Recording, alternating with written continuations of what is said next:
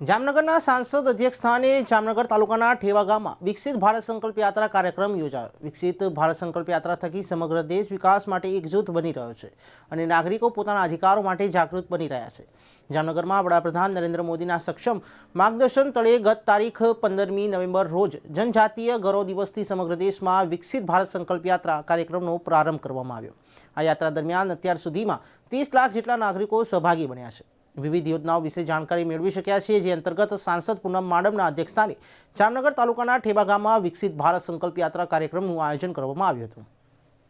રોજ જામનગર જિલ્લા અને જામનગર તાલુકાના ઠેબા ગામ ખાતે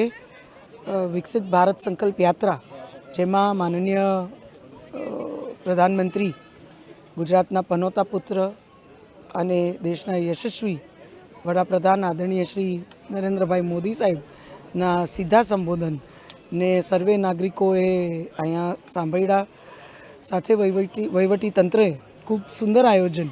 અહીંયા બધા સ્ટોલ્સના માધ્યમથી સરકારની તમામ યોજનાની જાણકારી લોકોને મળે અને જે આખો ઉદ્દેશ્ય માનનીય પ્રધાનમંત્રીશ્રીનો સાચા અર્થમાં છે કે જે કેન્દ્રની તમામ યોજનાઓ છે, જે સાચા અર્થમાં નાગરિકોના લાભ માટે એનું આયોજન કરવામાં આવ્યું છે, નાગરિકો સુધી એનો અધિકાર પહોંચાડવાની આખી વ્યવસ્થા કરી છે। એ તમામ નાગરિક સુધી એ યોજના પહોંચે, જે લાભાર્થીની વ્યાખ્યામાં આવતા હોય, એ સુનિશ્ચિત કરવા માટે અને 2047 સુધીમાં સાચા અર્થમાં એક વિકસિત ભારતનો જે સંકલ્પ છે, જે વિચાર છે, એને વધુ ક્યાંક બળ આ વધુને વધુ નાગરિકોને આ યોજનાઓ સાથે જોડીને મળે એ પ્રકારનો જે આખો વિચાર છે, જે પ્રયત્ન છે, એને ચરિતાર્થ કરવાનું પણ અહીંયા સુંદર આયોજન વહીવટી તંત્ર દ્વારા કરવામાં આવ્યું છે। લોકો પણ, એ લાભાર્થીઓ હોય, અન્ય નાગરિકો હોય, એ યુવા દીકરા દીકરીઓ હોય, તમામ ખૂબ ઉત્સાહથી આ સમગ્ર આયોજનમાં જોડાય છે। અને પહેલી વખત એવું બન્યું છે કે દરેક ગામમાં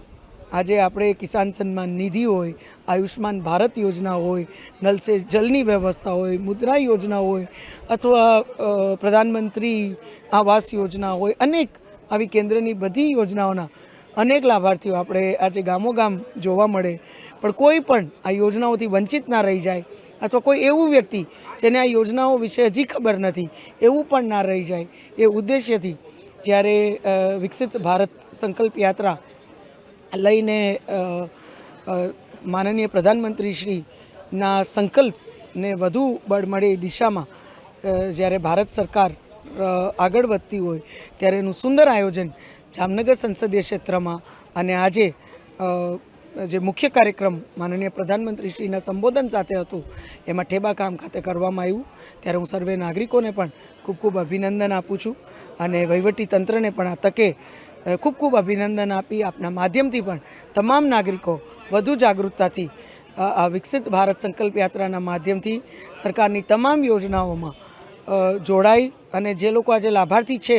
એ લોકો પણ આ માહિતી અન્ય મળવાપાત્ર જેને લાભ હોય એ તમામ નાગરિકો સુધી પહોંચાડે, એવી આપ સૌના માધ્યમથી પણ અપીલ કરું છું।